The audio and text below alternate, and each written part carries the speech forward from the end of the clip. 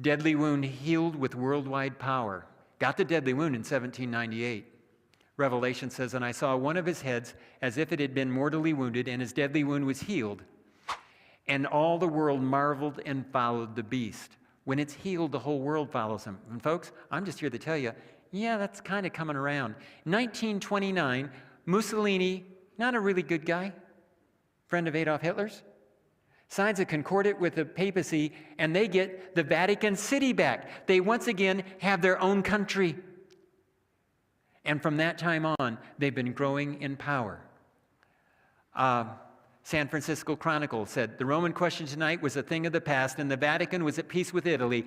In affixing the autographs to the memorable document, healing the wound, extreme cordiality was displayed on both sides. In 1929, they could get away with talking about it, calling it healing the wound. That's Revelation, right there. They're quoting from it. Actually, in 1929, Webster's Dictionary would tell you that the Scarlet Woman is the papal system.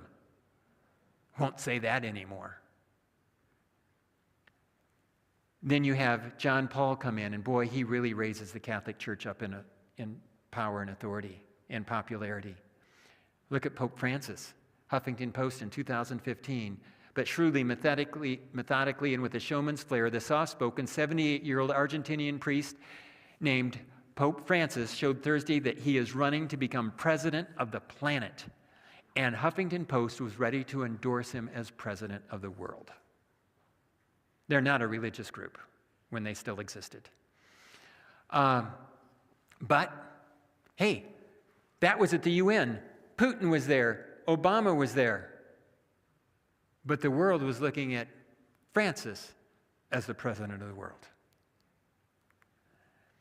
So it comes back with great power when the deadly wound is healed. Well, that's interesting. I did what I call a power curve of the papacy. You'll see from 538 to 1798, they have a rise and fall of power. From 1929 up, they keep coming until, according to the prophecy, they reach their peak of power and come to a crashing end when Jesus returns. Okay? I was in a hotel down in Texas one day, and I didn't have anything to do. So what happens to me when I have nothing to do? I start meditating and thinking about Daniel 11. And ask my wife if that's not true. But I was alone in a hotel that day. She was busy outside of the hotel. And I get a piece of paper, and I started putting dots down. 538, 17, and I start drawing the curves in. I thought, I know the history of Islam too. What if I put their dates down and make a curve? Look how similar.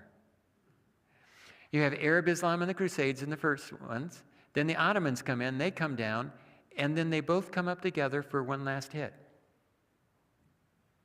That was really interesting. I learned all kinds of things from the graph that I drew. It's amazing when you put what you know on paper and you can see it, and all of a sudden it starts adding all kinds of other things that I don't have time to get into at this moment. But let's go to number 12 and 13. Diverse or different from other kingdoms and subdues 3 horns. Now this one just shows up in Daniel. The 10 horns are 10 kings who shall arise from this kingdom, and another shall arise after them. He shall be different from the first ones and shall subdue 3 kings. So we have, they're different. What are these kings different? The first ones, this little horn, is political and religious. The first ones were only political. So he's different than the others, and he subdues 3 kings. And 3 of the barbarian tribes, Arieli, Vandals, and Ostrogoths, were overthrown. Why? Because they accepted Christianity, but not papal-approved Christianity. They were in a non-approved Christian branch. And for which crime they were overthrown, making room for the papacy.